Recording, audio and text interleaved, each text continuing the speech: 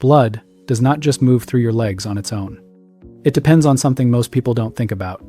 And after 60, that system often starts to weaken quietly, long before anyone calls it a problem.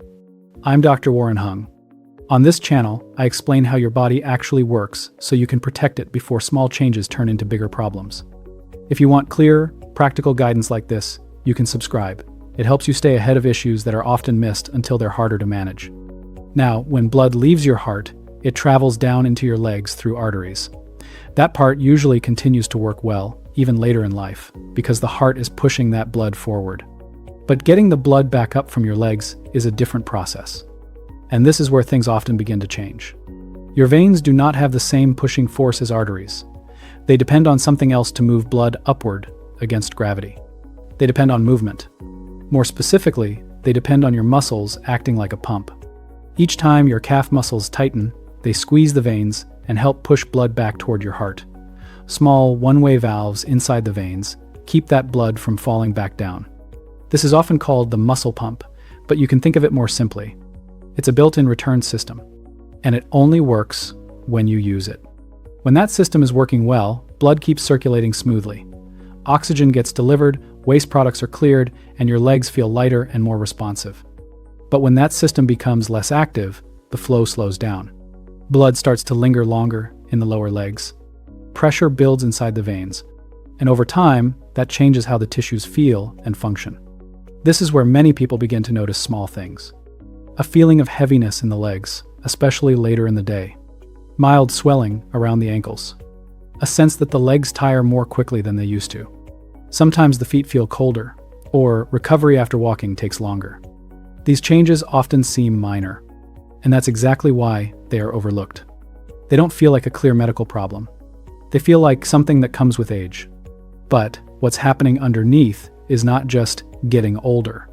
It is a change in how efficiently blood is moving. And that matters more than most people realize. Because circulation is not just about comfort. It affects how well tissues receive oxygen. It affects how waste is removed. It affects how the vascular system handles pressure. And over time, reduced circulation in the legs can contribute to a chain of effects. The veins can become more stretched. The valves may not close as effectively. Fluid can begin to leak into surrounding tissues. And the system becomes less efficient with each passing year. Another part of the problem is that this change rarely happens all at once. It builds gradually. You might still be walking. You might still be active in your own way. And that creates a sense of reassurance. It feels like you're doing enough. But the type of movement matters. And the intensity and pattern of that movement matter. The muscle pump system is not activated equally by all activity. That is one of the most important points to understand. Because many people believe that as long as they are not completely sedentary, their circulation must be fine. And that belief can delay recognition of what is actually changing. There is also a second layer to this. As we age, the body's reserve becomes smaller. The same level of activity that was once enough to keep circulation efficient may no longer produce the same effect. Muscle strength changes. Reaction time changes. Even the small stabilizing muscles in the lower legs may not engage as consistently. And when that happens, the pumping action becomes less effective. Not absent, just less effective. And that difference adds up over time. Another common source of confusion is the absence of pain. Many people assume that if there is no pain, there is no problem. But circulation issues in the early stages are often not painful. They are subtle. They show up as mild discomfort, fatigue, or a vague sense that something is different. And because these signals are easy to dismiss, the underlying process continues. What I want you to take from this is not that something is wrong in a dramatic sense. It is that something important can be changing quietly. And when you understand how that system works, you can support it much more effectively. Because the goal is not to wait for a clear problem. The goal is to keep the system working well before it reaches that point. And this is where a lot of well-intentioned advice falls short. People are often told to stay active, which is good advice in general. But it is not specific enough to address this particular system. Because not all movement activates the muscle pump in the same way. And not all activity creates the same circulation benefit in the lower legs. That difference becomes more important with age. Especially after 60, when the body relies more on targeted support rather than general activity alone. So even if you feel that you are doing something for your health, it is still worth asking a more precise question. Is the movement I'm doing actually helping my circulation in the way my body now needs? Because once you understand that distinction, the next step becomes much clearer. And that's where many people begin to realize that what they thought was enough may not actually be activating the system that matters most. There is a point where general movement stops being specific enough. And this is where a lot of confusion begins. Because if you ask someone whether they are active, the answer is often yes. They walk. They move around the house. They run errands. They are not sitting all day. And based on that, it feels reasonable to assume that circulation should be fine. But the body does not respond to movement in a general way. It responds to very specific patterns. And the muscle pump system in your lower legs depends on a very specific kind of activation.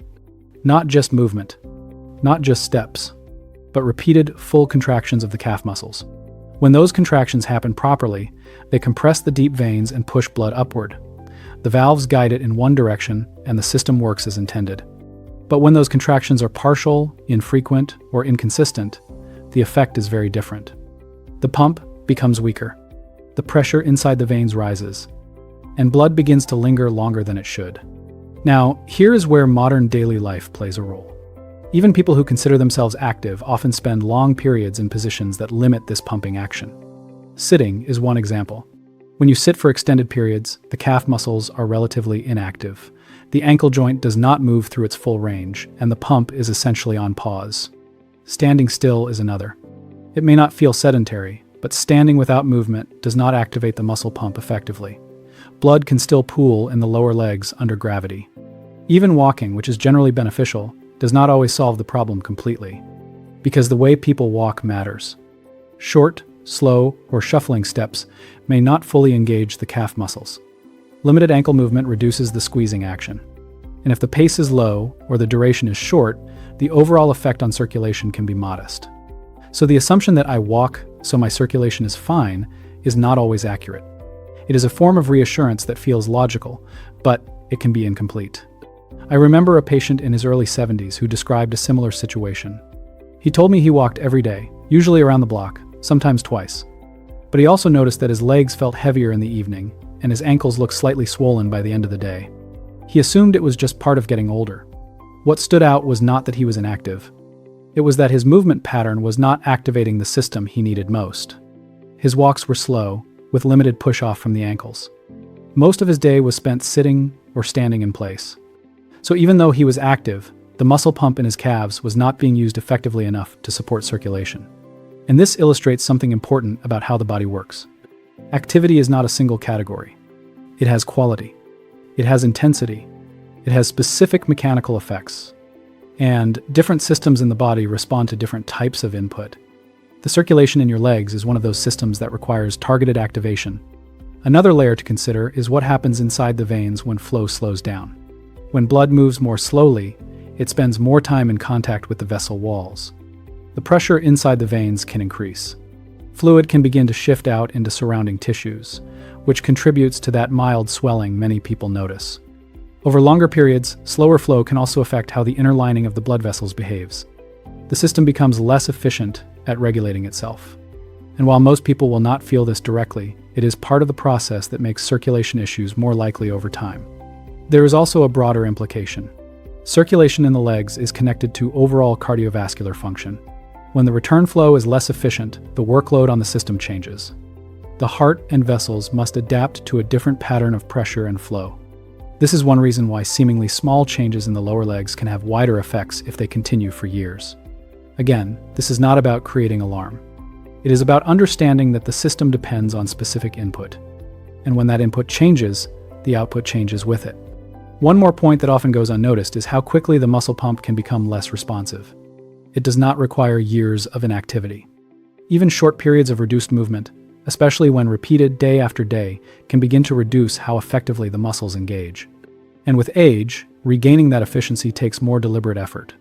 So the goal is not simply to move more, it is to move in a way that activates the system that matters, to give your body the exact signal it needs to keep blood moving properly through the lower legs. Once you see that clearly, the solution becomes more focused. Because you are no longer relying on general advice, you are addressing a specific mechanism. And that is where a single, well-chosen movement can make a noticeable difference. And that's exactly where the right kind of exercise starts to matter far more than the amount of movement you're doing. So instead of thinking in terms of more movement, it helps to think in terms of targeted activation. What we want is a movement that directly engages the muscle pump in the lower legs. Something simple, something repeatable, something that creates a clear mechanical effect on the veins. The exercise I want to show you is called a calf raise. You may have seen it before, but the way it is done and how consistently it is used is what makes the difference for circulation. Here is how to do it properly. Stand upright, holding onto a chair, a wall, or a countertop for balance if needed. Place your feet flat on the ground, about hip-width apart. Now slowly lift your heels off the ground so that your weight shifts onto the balls of your feet. You should feel your calf muscles tighten. Hold that position for a brief moment, just 1 or 2 seconds. Then lower your heels back down in a controlled way. That is 1 repetition. It looks simple, but what is happening inside your legs during that movement is very specific.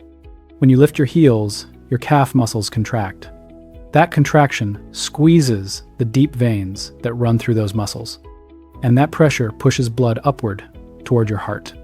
The one-way valves inside the veins open to allow that upward flow and close to prevent it from falling back down. Then, when you lower your heels, the pressure is released. The veins refill, and the system resets for the next contraction. So each repetition creates a small but meaningful push of blood upward. When you repeat that movement, you are essentially assisting your circulation mechanically. You are doing the job that your body may not be doing as efficiently on its own anymore. Now, there are a few details that matter more than people expect. First, the movement should be slow and controlled. If you move too quickly, the muscles do not contract as effectively, and the pressure inside the veins is lower. Second, the full range of motion matters. You want to rise up fully onto the balls of your feet and then come all the way back down. Partial movement reduces the effect. Third, consistency is more important than intensity. This is not about strength training. It is about repeated activation. A good starting point is 10 to 15 repetitions in a row, done slowly. You can repeat this set 2 to 3 times, spaced throughout the day. For example, once in the morning, once in the afternoon, and once in the evening. If standing is uncomfortable or not possible, there is a seated version. Sit with your feet flat on the ground. Lift your heels while keeping the balls of your feet on the floor. Then lower them slowly. The effect is slightly reduced compared to standing, but it still activates the muscle pump and supports circulation. Now let's connect this back to physiology in a clear way. The veins in your legs are not rigid tubes.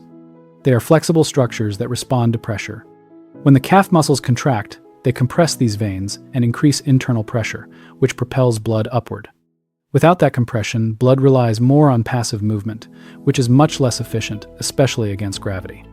Over time, if that active pumping is reduced, the system becomes less effective. By reintroducing this repeated contraction, you are restoring a key part of how circulation is supposed to function. You are not forcing the system. You are supporting it. There are also practical ways to integrate this into your day. You can do calf raises while brushing your teeth, while waiting for something in the kitchen, while standing in one place for more than a minute. Even small, consistent moments add up. Now, a brief note on safety. If you have significant pain in your legs, known vascular disease, or a history of blood clots, it is important to discuss new exercises with your doctor first.